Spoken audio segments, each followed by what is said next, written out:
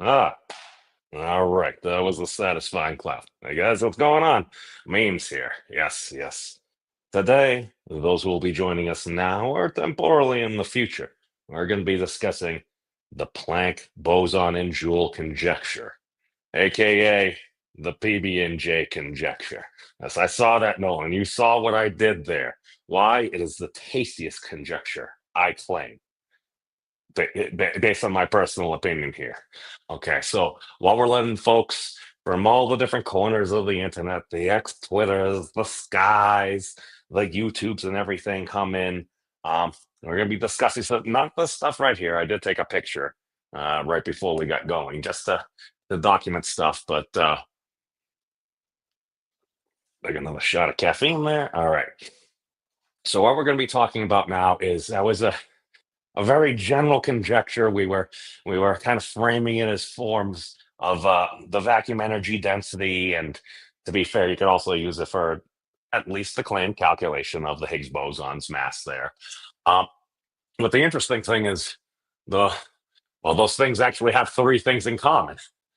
The things that are listed in the title: Planck, in each case, Planck mass, so you can convert to Planck energy. Um, Bosons. In one case, it's the Higgs, and then the other is vacuum energy density. Can you even claim that's a boson? And well, it seems to be doing some stuff there. So we're going to say it's a form of energy. All right, that seems very boson-like. And then joules, because one, or at least our similar form of the shortcut for the fine structure constant, that whole taking the elementary charge, putting it over the Planck charge, and squaring the whole dang thing, and then you find out, oh, look, hey, we get alpha, the fine structure constant there. All right. So what we do is we take that same expression and we're going to claim that the Higgs boson is essentially our elementary charge. And for rather than having to divide by h bar, we simply invert the equation. So we just do the Planck mass and energy over the Higgs boson. We multiply by h bar and we set it equal to 1. And if we're trying to solve for the Higgs boson, which, according to a number of folks within the standard model, is not something you can calculate, at least based upon the calculation on about a decade's worth of data, it seems to line up pretty well. Just because you look at the Atlas experiment and then the CMS experiment, I think the original Atlas experiment hit right around, I think, 125.38 GeV for the first run. The second run brought it down to about 125.22. And then when they're combining the different variances and stuff, it's 125.11. The CMS combined is right at about 125.35, which is just seems to be quite within 1 sigma of our calculation, which is 125.37. So that 5 in the hundredths, that is yes, because it goes tenths, hundredths, yes. See, that always confused me. When you move the decimal point over, it's so obvious, but then you get a little bit thrown off. But that's okay, because that ones column is offsetting us. Oh, that way we have ones on some of those matrices and stuff. I don't know. That's just thinking out loud, random speculation there. But Thad should have a new video coming out. If not this evening, probably tomorrow. It looks like he's doing the video overlays and stuff right now, and we covered a lot, and it does seem to be a lot more. We'll go with accessible, and that a lot of it's cut down and everything, so we can focus a little bit more on what actually might be going on.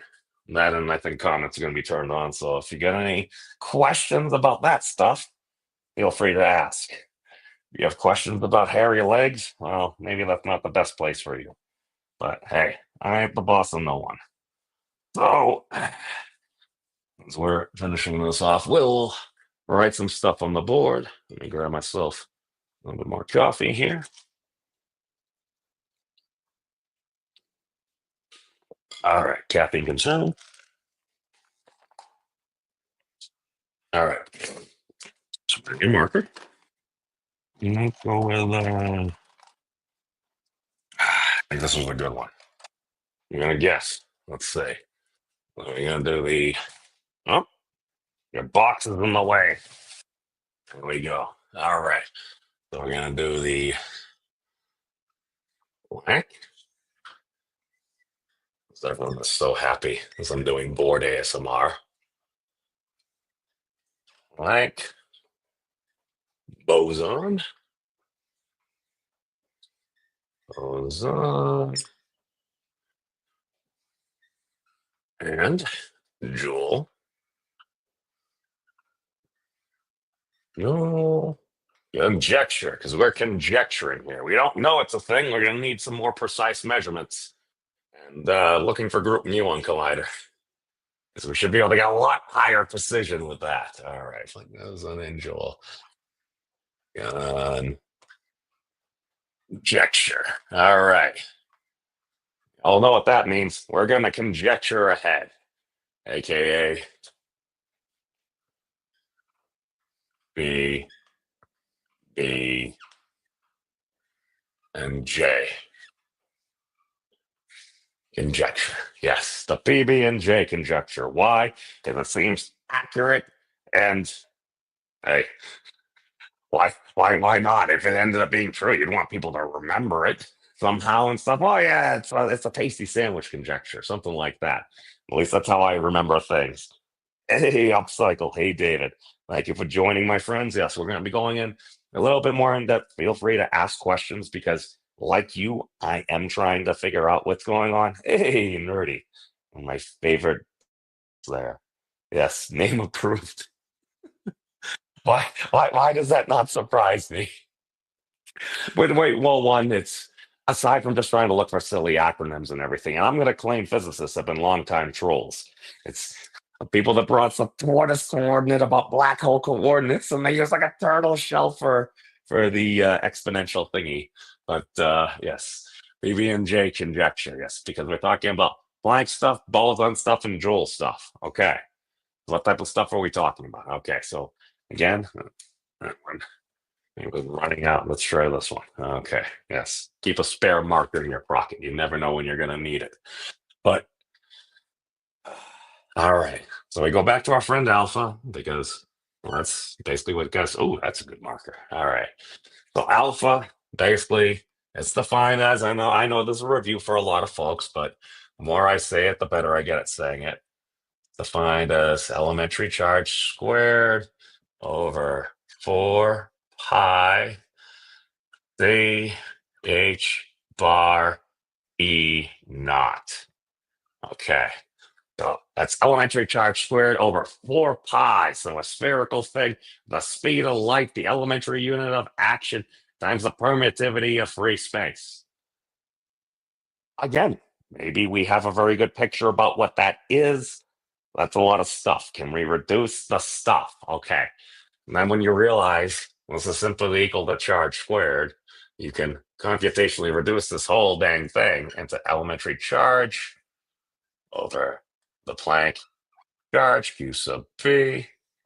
So our protective brackets on it, and we square it, and that is also equal to alpha.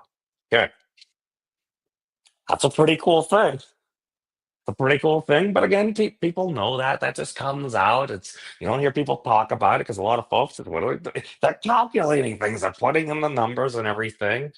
And I understand I should probably personally shut myself up more and do some calculations be, because when I actually stopped talking and did some calculations, that's when we discovered something interesting or about the whole PB&J conjecture. Because the Higgs boson is not supposed to be, at least its mass, is not supposed to be calculatable from the standard model as is generally accepted. Okay.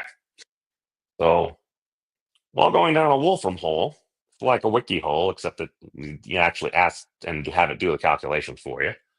Um, you found this very peculiar thing, and that if you took what we got from measurement from the different recent measurements from CERN, either Atlas or CMS measurements, and including its first measurements, coincidentally enough, we'll get into that at some point. Basically, you found that if you take the mass of the Higgs, so we did m sub h, and you put it over the Planck mass, m sub p, We do the exact same thing that we did over here to computationally reduce the fine structure constant. You square this. Now, number one, this, like this, these dimensions cancel out because you got a charge squared thing over this whole dang thing ends up being another charge squared thing. As you can see, charge squared over charge squared gives you a dimensionless number. Okay.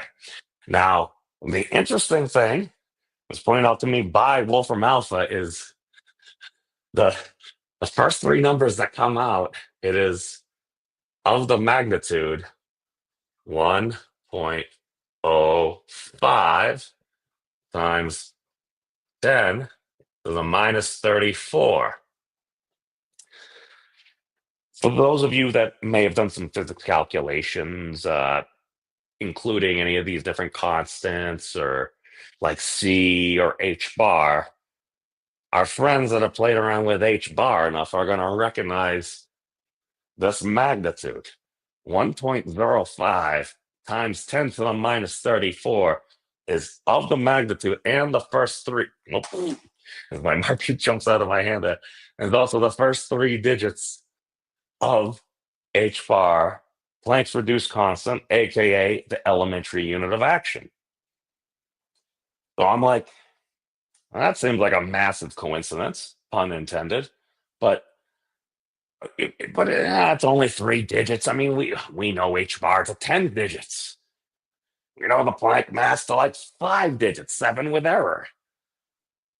We know the Higgs mass to, here's where it gets juicy, my friends.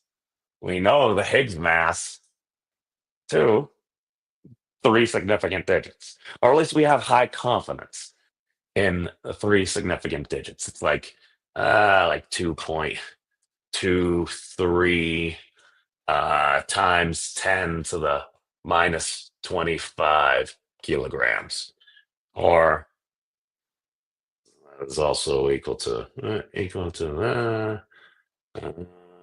or write this out, equal to 125 GeV, gig electron volts. That's the first 3 digits. Because most of the other measurements and everything, that's where you start to have deviation. So we put in GeV, it's 125 GeV or giga electron volts. Okay. So we're very confident it's right about here. And it looks like we've had measurements below that, we've had measurements above that, but it seems to be about 125 and probably on the lower half side there because we've had, where is it? Atlas 2023 is at 125.11, per in the last 2 digits. For 1 sigma standard deviation, we had CMS 2022, and that was at 125.35 with error of 15. And last 2, and these are GeV, GeV, giga electron volts, because of why? The unreasonable effectiveness of electron volts, I claim. That's that mass energy thingy, and we relate a lot of them. And we have like 100 or so different relationships between different lengths, kilograms, temperatures, and everything. It's like, well, why would we list all those relationships? Maybe there's something we could learn from the constants of nature.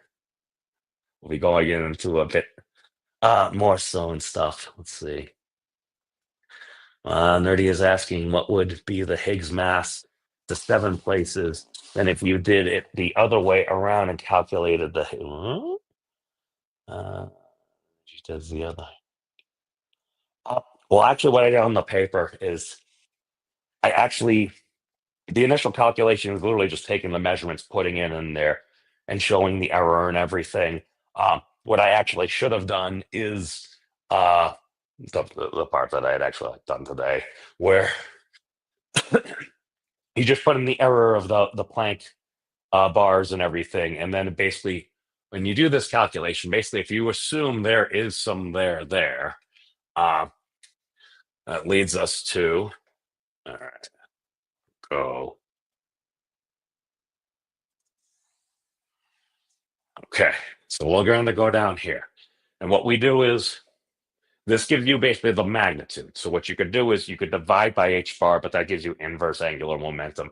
And just for sake of notation and keeping it shorter, you just flip this. You could do 1 over this if you wanted, but that seems silly. So all we do is put the Planck mass on top of the Higgs mass, which we're going to solve for.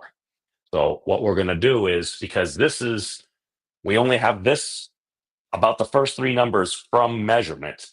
So since the first 3 numbers of h bar happen to pop up, is it really an unreasonable thing to be like, maybe the mass of the Higgs needs to be what the mass of the Higgs is in order for the elementary unit of action to take action? I mean, that seems to make sense to me, but I'm not a traditionally trained physicist or anything. Um, I just, I'm a gamer. I look at things. I look at them. I'm like, wow, what piece would fit there? I don't know, H bar. I can't actually fit there. We only have the first 3 digits, but we only know the Higgs mass about the first 3 digits. So hence plausibility. Maybe it's way off. Maybe we need, like, I don't know, a Giesing constant squared, and we need to divide by it or something. Conjecture. I know we're conjecturing with a conjecture. We're getting quite meta here. All right. So, but the long story short is, if we take this, if we do the Planck mass, sub p, we put it over for the claimed Higgs mass. So what we're going to do is, since we're going to solve for it, we're going to put an x. The units are kilograms. We're going to put kilograms there to make sure our dimensions line up. Throw our protective brackets on. We square the thing. We assume this magnitude should be h bar. Since it's the inverse, if we multiply it, we should be getting a 1, because that's the whole conjecture. We're conjecturing it is of the magnitude. When you multiply this by h bar, it is equal to 1 joule seconds. Okay. Because if we just multiply it by that, wait, how do we solve for x? We got to set x equal to something. Let's set it equal to 1, because h bar is in joule seconds. Joule is energy, so energy is typically mass times the speed of light squared. Okay, as far as we know, it's maybe some slight 7th digit caveats there, nerdy, but at least for the first 7 digits, it should be the speed of light squared. Okay, but and that's joules per, excuse me, joules, and then you're multiplying it by the total number of seconds. Okay, so since you're multiplying by seconds, length divided by time, the time up here will cancel out with one of the times down the bottom. So then it ends up being just mass times area rate rather than speed squared. Um, it's to show how it works. I don't know. When you learn this stuff, it actually starts to become just so fascinating, because normally if you're just going to do Planck energy, you could just do mass Planck, so MP, and then c squared, which c squared is actually equal to, you can actually rewrite this as Planck mass m sub p, and then you would multiply it by Planck length of the Planck time, which is ends up being speed. You square that whole dang thing, so you would have 2 Planck lengths there, 2 Planck times there. But then if you add in a second there, you're going to go from right out over here. Basically, this ends up being MP LP squared over PP squared. Once you multiply it by seconds, it's going to end up being MP times LP squared. So that's mass area. But instead of it accelerating, it's only going to be one time because the seconds here will cancel out with one of the seconds down there. So it'll be Planck time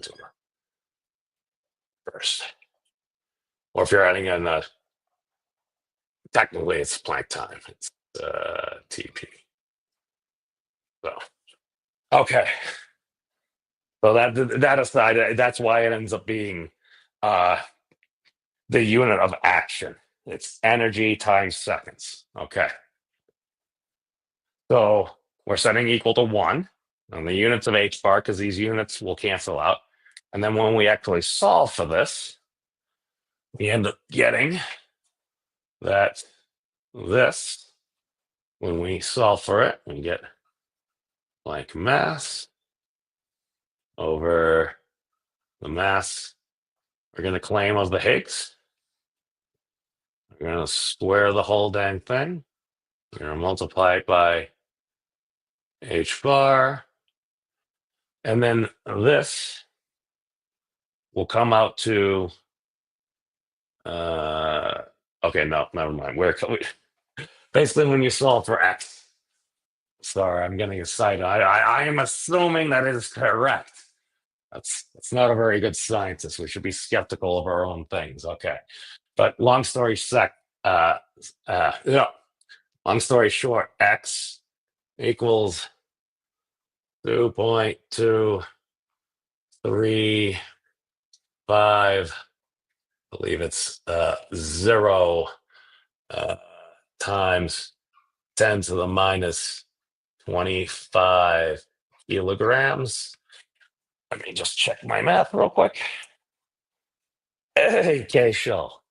Hey, thank you for joining, my friend. Yeah, no, we're just going over just step by step some things because basically, according to the standard model, and if you just check on Wikipedia or listen to a podcast like Dr. Hossenfelder or something, Sabina or something over there, basically to let you know, yeah, it's not something you're supposed to be able to calculate from the standard model. I'm like, well, if the standard model already has stuff like this, where it's like, all right, you can just take your definition of the fine structure constant, you can just reduce it to something simpler.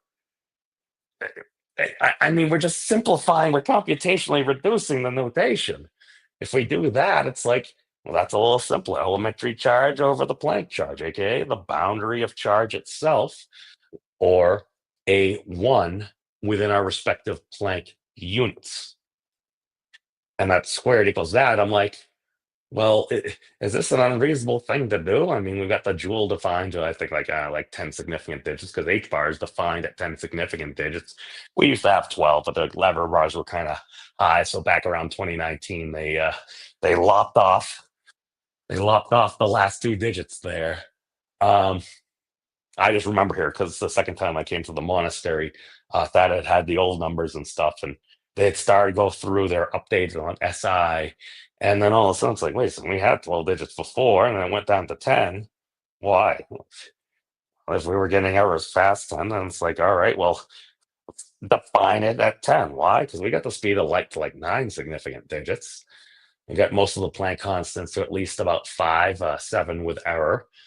Caveat on the Planck charge, which just to note is also not on CoData, which is an interesting thing. But if you have this set up and we're allowed to do this, well, why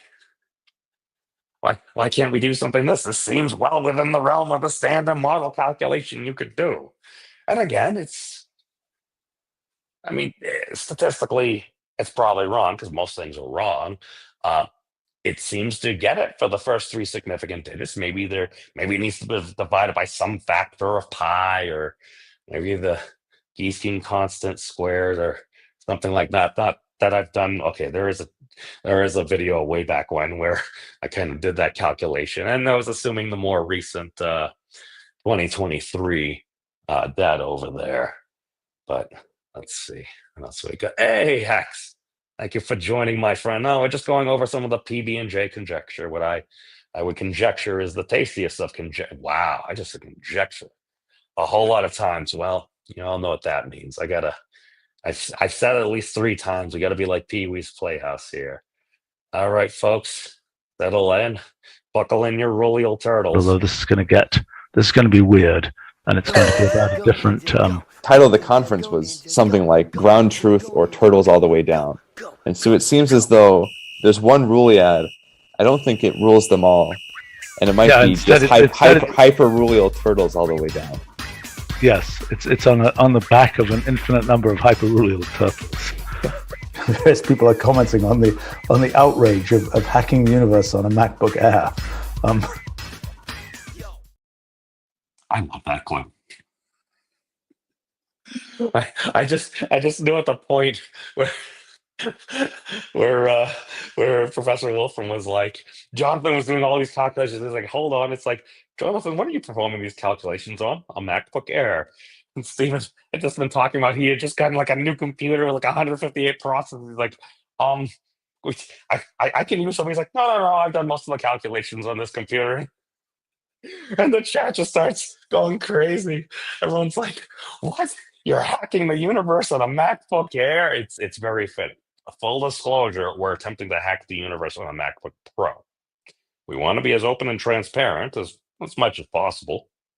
But well, I digress. What was I doing? Okay, I was verifying my measurements. Hold on. Let's go over here. Here was the class. Let's get Okay, where are we? All right, this is what it should be with 0 sigma applied. Okay, so that's 1, 2, 3, 4, 5, 6. Since we're using 7 digits, we will stop at 6, just because it's. I think I threw in maybe some more. Yeah, I threw in some more zeros just to get out. That's 2.503, and we should have. I guess an error of 3 in the last. It's in my pocket. Okay, so let's update this for accuracy. All right. So according to the calculations we did on Wolfram Alpha, last 6 digits should be a 3. And we've got an error of 3. I know. Times 10 to the minus 25 kilograms. Okay. It's according to that. And if we do our little c squared, you can just, we'll just click on it. You just click on it. We were solving for kilograms because we had inserted kilograms in there, so we just put it back in.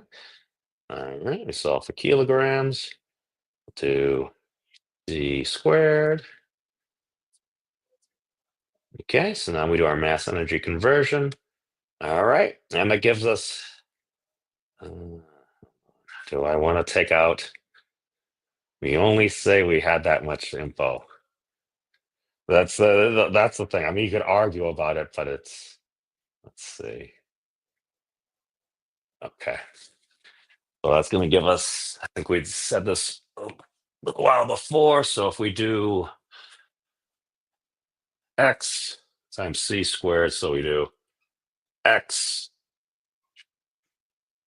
c squared, that is 125.376 GeV. Let me just double check the error we had. I see why that enjoys the paper because I can have all these tabs that I realize, wait a second, which tab am I on? Write down the important stuff. I know. Okay. So that ends up being a 2 for the error. And this one is not based upon the measurements. This is based upon the uncertainty within the Planck mass. Okay. So we've got error of 2 in this last digit here. And this is in a giga electron volts. Okay. Cool. All right. So let me I don't need to share that anymore. Oh, apologies. Oh, everyone's getting here. Never, never hack the universe on a MacBook. Who knows what'll happen? There'll be updates and things like that. And you know what? No matter how hard we hack, I don't think we can turn off Siri. I keep asking. I'm sure there's a way. Yes, we got lots of peanut galleries. Occasionally, we have the guinea pig collective rolling through as well. I think Tommy's probably busy, but let's see what we got. Okay. So what is this whole conjecture? What is the whole point of me putting stuff and things on the board? Okay. It's we're calling this the Planck, Boson, and Joule conjecture, aka the PB&J conjecture. Waka waka waka, yada yada yada. Um, but it's simply recognizing patterns because we're human beings. We're pattern recognition creatures, or at least I am. Why? I see kittens everywhere. It's like, oh, there's a shadow over there. It's probably a cat. Because I grew up with cats that had dark fur and everything. Every time I see a shadow, it's like, oh, it's obviously a fuzzy creature and not just a shadow that my mind is filling in the blanks for. Okay. Now, in order to not have my mind just fill in the blanks, we use tools like Wolfram Alpha. It's a modern mathematics and stuff like that. And again, a lot of this, yeah, there's some fancy dimensions and stuff, but that's the beautiful thing of like a tool like Wolfram Alpha. Because earlier, before it, we had like was it like MATLAB and stuff like that, and you could kind of and things like that. But the benefits of the Wolfram language, and again, I am very biased. I mean, Professor Stephen Wolfram has been a guest on the show, uh, along with Jonathan Garrod, basically pretty much the heart and soul of the Wolfram Physics Project. Uh, that's my opinion there. Um, but basically, we now have tools that rather than having to be like, I don't know what all these things are, you can ask it, well, what's the speed of light? We'll give you these calculations. It'll show you the dimensions. So it's literally giving you the ingredients for a recipe. Now, how you choose to combine those different ingredients is going to depend on what you get. Here's the thing. I mean, you could be like, all right, well, we need to bake this turkey at like 325 degrees for like 6 hours. Okay. I don't want to wait 6 hours. Let's just crank it up to 900 degrees. It'll be done in an hour and a half. It might be done all right. Perhaps not to your liking. AKA, if you go into Wolfram Alpha, I've literally done thousands upon thousands of like asking it a question, hit enter. Oh, what's this thing? Look here. Go onto Math World, go onto Wikipedia, look up these different things. It's like, I didn't know Einstein or anything. I'm literally just a dude that had some interest, like a lot of folks out there, some that might be watching right now, some who might be watching temporally in the future. I had a lot of questions. And now we have tools that can help to answer those questions. What one finds is you think you might be upon an answer, and it's like, well, this isn't what I thought at all. I was completely wrong. And then you might notice something even more interesting because this started off kind of like, oh, the Planck boson and Joule conjecture. I title it silly things like a massive coincidence because it seems like a massive coincidence. It's what? Utilizing the same structure as a computationally reduced form for the fine structure constant, aka alpha, rather than being elementary charge squared over 4 pi c h bar e naught. It's like, well, you can just take that same elementary charge, move it over here, realize that this whole thing is charge squared, just turn it into a single unit of the Planck charge, put our protective brackets on, square the thing, and that is also equal to alpha. That's a very cool thing. And I think this is very pretty too. Again, I'm biased. Maybe this is where the whole term seeing beauty within physics can help guide the way. Could it be the only thing? Well, number one, you want it to be accurate. If we're not getting the right answer, it's either we're completely wrong for our measurements, or maybe it's just not right. This does give the same number as you get for this. Okay. The dimensionlessness also kind of helps because that is a relationship. So whatever units you're going to put it in, it's going to end up having combinatorically the same thing. That means it should fit together in a same style ratio. Okay. So That's why when you're just playing around, because all I literally did was I'm like, oh, well, what's the Higgs? I hear people talking about the Higgs. I don't really know. It's something. We say Mexican hat. It's basically just it's a sombrero potential. So what they're gonna say is, well, the Higgs is actually at a higher potential here, and then it went roll down to a lower potential. I'm like, I still don't really know what that means. Apparently, we need to get around 125-ish GeV for it to really start to appear. And again, there does appear to be a radius there, which is also interesting, or at least we're going to go a span. I think, I think a span is a more correct term. Thank you, Professor Wildberger. But when you just take this, and we're doing the same thing here, it's like, all right, well, we got a charge term over a charge term. I'm like, well, we're we're measuring the mass of the Higgs boson, or at least according to the law of those experiments. That's one of the primary things we're looking at, because depending on its mass, it's going to affect the mass of other things. So, what if we just take, all right, charge over charge?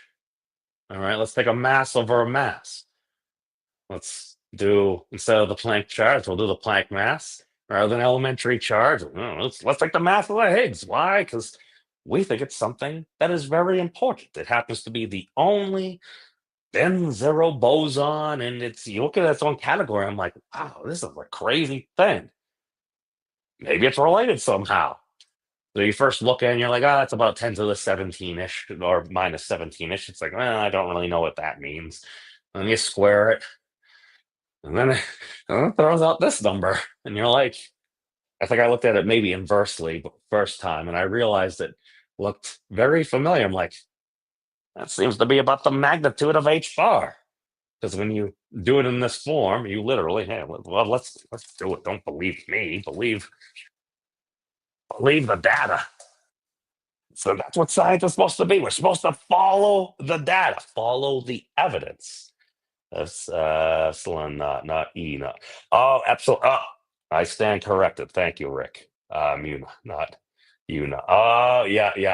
Okay, it's epsilon not. It's not E not. That's very correct. Thank you, sir. All right. I was saying PVAC for like a month straight when I was supposed to be talking about Rovac. Oh God, I guess it's Greek to me. This guy over here. All right, epsilon. Yeah, thank you.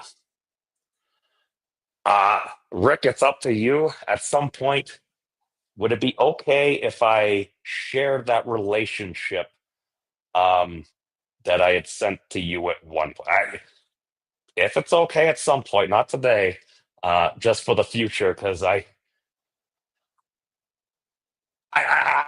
want to show a series of evidence at some point, and I think I don't want to violate trust. Uh, that's uh, that's another discussion. We can talk about it in later. Uh, okay, so basically, you have this. I'm like, all right. So we got a unit of charge over a Planck unit. Okay, a unit of mass over a Planck unit. We square the thing. It happens to have the first three digits and the corresponding power to the elementary unit of action. Now, I'm not putting this part in the paper just because I don't know enough about thermodynamics and stuff, and it doesn't line up precisely. The only reason I can really justify to write a paper like this is because, well, it happens to have the first three digits and matching magnitude.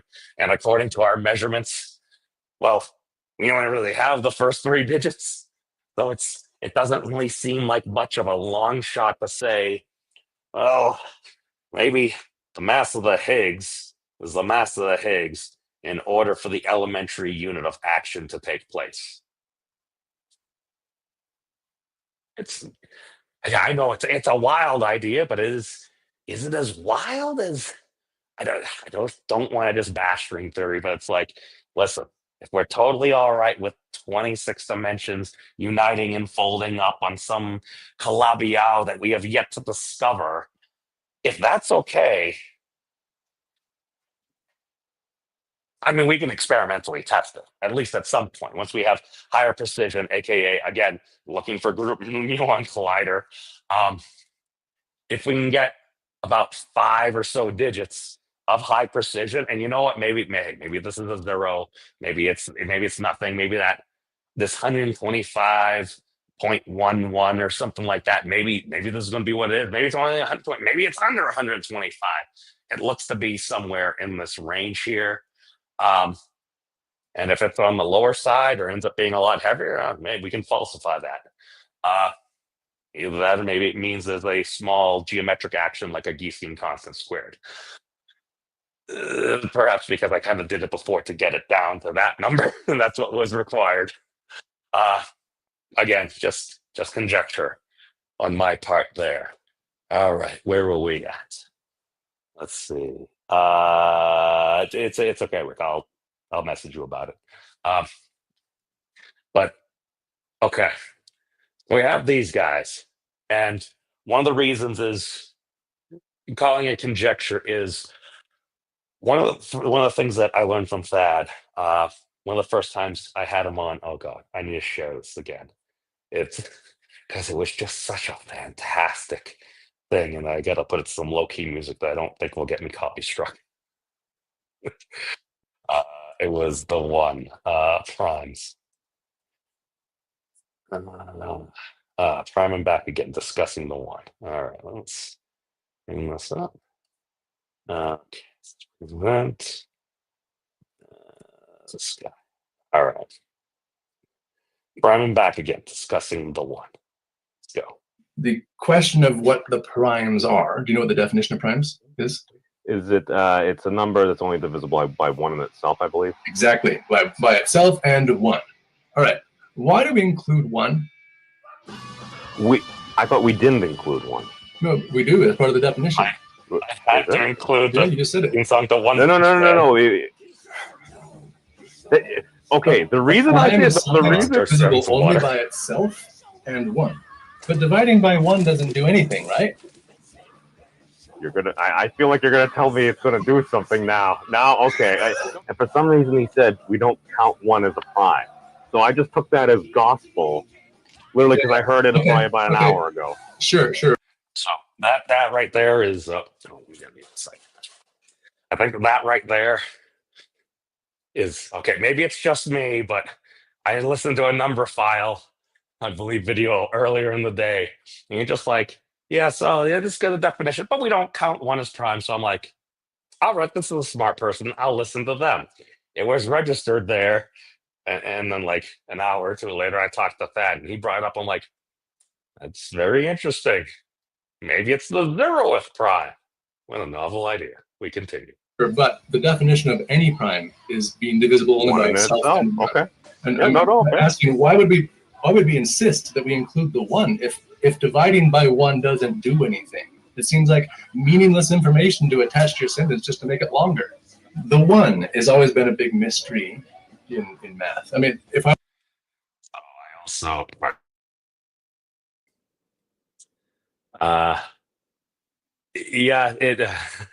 there's Tommy. Yes, the guinea pigs collective is roaming through. Good to see you, my friend. Oh God, now nerdy PB&J in time. I'm not even sure what that would taste like. The world may never know. Rick is confirming 1 is the 0th prime. That gives me increased confidence. Okay, Rick is saying that math folks excluded because it annoys 1, 2. Oh, I see what you did there. And for those that weren't here, I think it was last week at some point, we were talking about C squared, and Rick conveniently put little 1 in his protective brackets there just to let us know there was 1 C squared there. A lot of times we don't think about it, but I feel I would agree, and again, I'm very biased on this, but I feel like recognizing that there's 1 there is useful. We continue. I would to wrap up in a really short paraphrase version of what the question fundamentally still is in math. Okay, it's almost parallel to the fundamental questions in physics. It's what is the grid? What's the space that we're mapping? What is this XY in which all of these rules of math work on? Okay, that hasn't been explained. It's a big, huge mystery and question.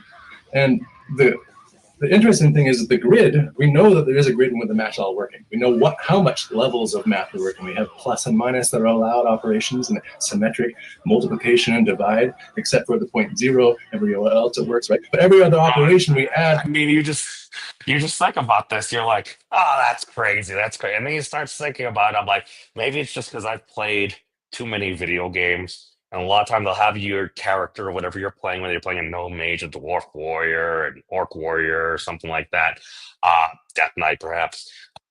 And you're playing, it's typically focused on you. And then as you pan around, it's like, all right, I'm going this way, I'm going this way. We're having a rotation, so we're getting our eyes in there, we're getting a rotation. You can increase the pitch and the yaw and everything. Wait a second, this sounds like racing now. I did that stuff in like, what was it? Gran Turismo. Some of those games were pretty fun. But it's like, guess what? You're technically doing math there. No, I'm not doing that. Okay, you're using applied engineering. What? You're doing math guesstimating in order to accomplish something. A lot of how I learned math was just in raids. It's like, what do I need to do? What's my goal? Is it to keep the party alive? I need to do this. I need to maintain my mana, keep my heals over time up, make sure the tank doesn't get completely pounded a particular phrase, toss a shield up or something.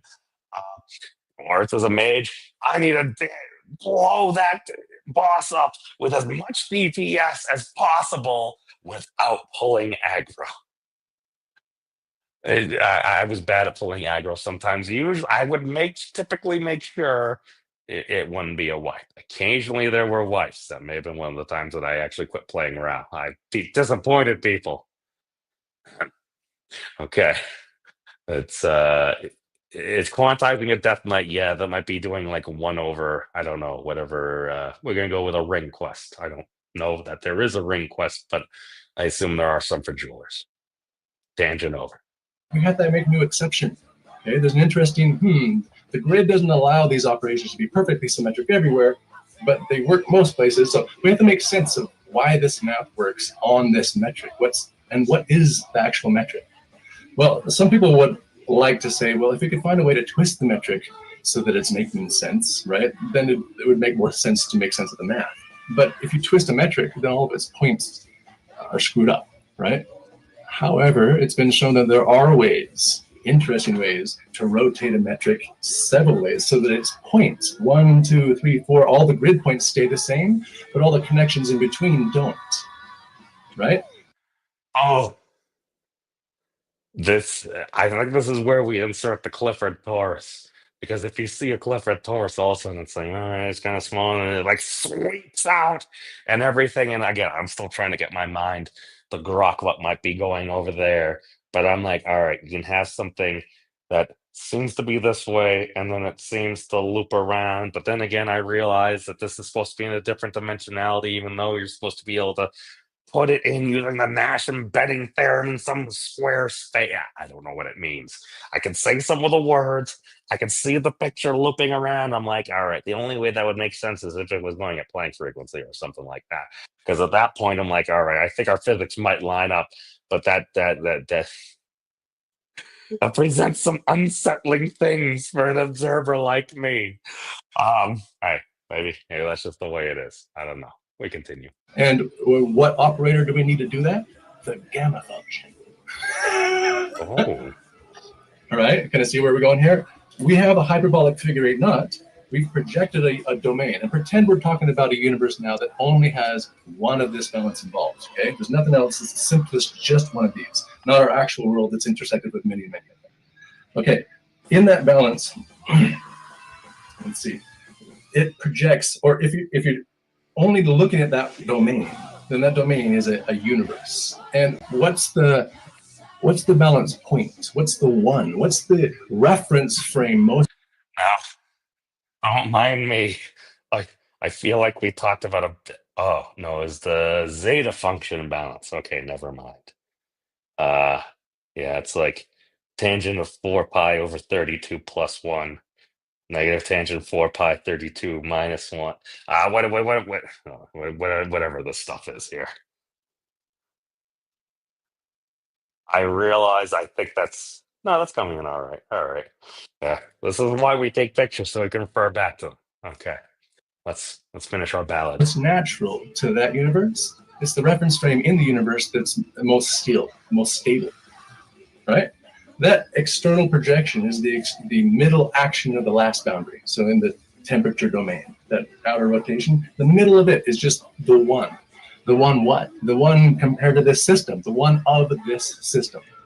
Now, why do we care? Well, because the system is literally defining a one that decomposes a very specific ordered way. A geometry of decomposition of one. That's what the system defines. And if you want to talk about things that are allowed to decompose together uniquely, at minimum, they must balance at least with the hyperbolic figure 8 knot. Whoa, yeah, the chat is losing their minds right now. They're going, oh my god, not the gamma, don't twist the metric.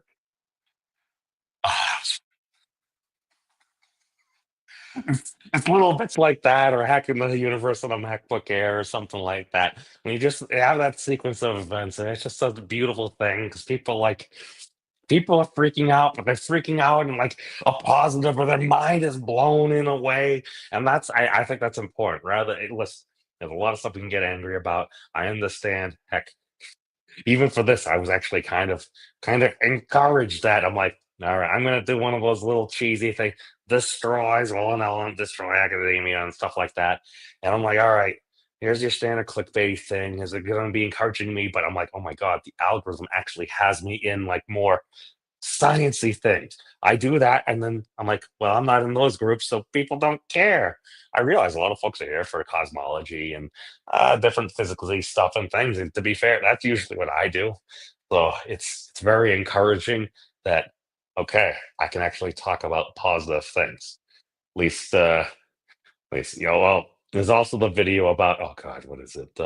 It's a little one video where this gal is she's going through and it's like, oh, you see all these complicated things in one, and everything just ends up equaling one, and you're like, what? What? That's a thing? That's actually a thing? Oh, I actually got my phone. Okay, so let's do this. Because we have okay. So this is oh god. Close pictures. Go to the thingy. There's the thingy. All right. Okay. So what we can do is, actually, we still got some room anyway. Just erase this dimensional stuff over here. Okay. All right.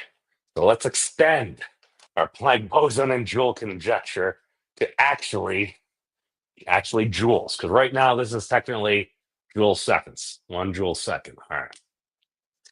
So when you come across certain coincidences or coinkydinks, if they start to add up, you see something like this. Okay, maybe there's something there. Maybe we should look for different ones. And the whole reason I showed that video about the one is one what? What are these ones? That was something that had taught me. So I'm like, all right, if I happen to set this to 1 Joule second, we throw in h bar, if we're assuming that's a missing piece, and then we solve for a few more significant digits. It's like, all right, well, we get this. You see that there are measurements that are well within that. I think the original Higgs measurements, or at least some of the papers on the archive from I think it was 2013, 2014, when they included all the error and the error bars again were a little bit larger than it was, I think, literally 125.37 GeV. So literally some of the initial measurements from the Large Hadron Collider. So that's why you can't even really call us a prediction. It's more like a retrodiction explaining why some of the past measurements. Now, if you were to extend it out and you did have like this digit here or within the error here, then maybe you could say, okay, now we're actually kind of predicting something because that's new knowledge that we didn't have before. But I mean, it's prima facie, just like on its face, it's like, I mean, that doesn't sound unreasonable, at least to me. Again, very biased. But now, if there was to be something to this, because we're looking for additional evidence, because you don't just want to have one thing, you want to have many things, because there's lots of stuff and things going on. Okay. So if we were to see something like this, we would expect maybe you'd see a similar relationship with this. So while trying to prove this from another way, I failed because this is basically a squared relationship between these ratios. So I was trying to do apparently a geometric mean. And the way you do that is best way to write this. Let's do this. Okay, so if you take the geometric mean, aka the square of, depending on how many numbers you have there, and you can do over here, we'll do like mass m sub p, and over here we're going to be solving for something. So we're going to have, that's a mass unit. We're going to have a mass unit over here. We're going to have xkg. This is, we're going to be solving for x in kilograms over here. If you divide this whole thing by pi divided by 3, and if you set this equal to 1 joule over c squared. C squared, because now a joule is a unit of energy. That's mass times c squared. We're looking for kilogram solution here. So in order to do that, we need to get the energy equivalent out. So we're dividing by c squared. And this ends up being, what does it end up being? It's whatever I had on the front of this thumbnail. Oh, wait, no, it's on the other one. Hold on. Let me bring it up to the class. Present window here. Go into the ginormous thingy of tabs. Here we go. All right. There we go. Boom. All right. So we've got that equals 5.956. 5.956. That's 10 to the minus 27, is it? Yeah, minus 27. That's times 10 to the minus 27. 27 kilograms. And then if you rewrite this a couple other ways, you can just do it in its energy equivalents. So you can do the geometric mean of, let's just do energy Planck, AP, times x BEV. Just solve for that. Do the same thing. We have the factor in our geometric root here, divide by 3. You can just set it equal to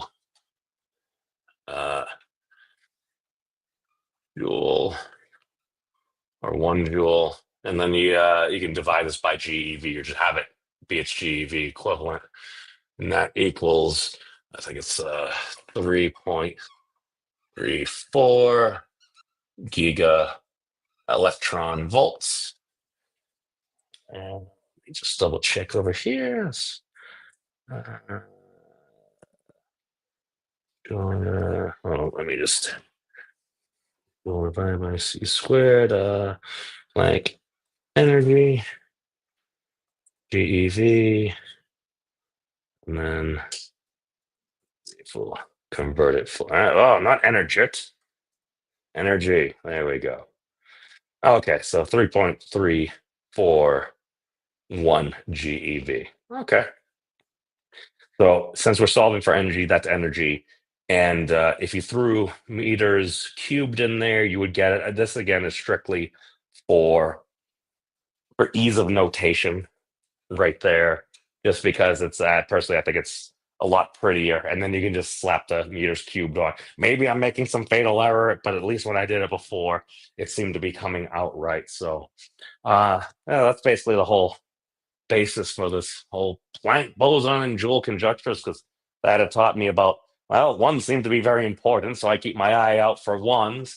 And it's like, oh, well, this expression here, we can get something that seems to be within the statistical standard deviation from some of the more recent measurements, or within about 2 sigma of the most recent, with a slightly lower frame there. Well, we set it equal to 1 joule second, the dimensions of action.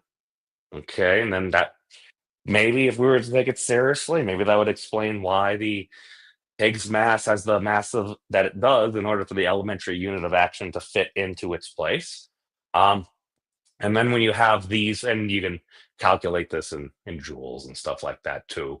But basically, if you take, because I was trying to replicate this with this, but this didn't work. And then I saw it was about a 2 pi factor, but then you found out if you put it into the equation there, that this is the at least prettiest form that I've been able to reduce it into. Maybe it was totally something different.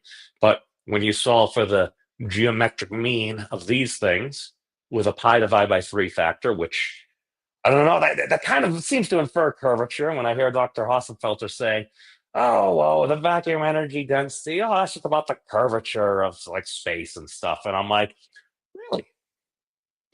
Okay. At least with this expression of it, that seems to be implied. Again, I'm not a professional geometer, but we're also setting these equal to 1 joule. 1 joule, which coincidentally is the energy mass equivalent conversion of c squared, or at least it's mass equivalent for that. It's like, huh, why is that there?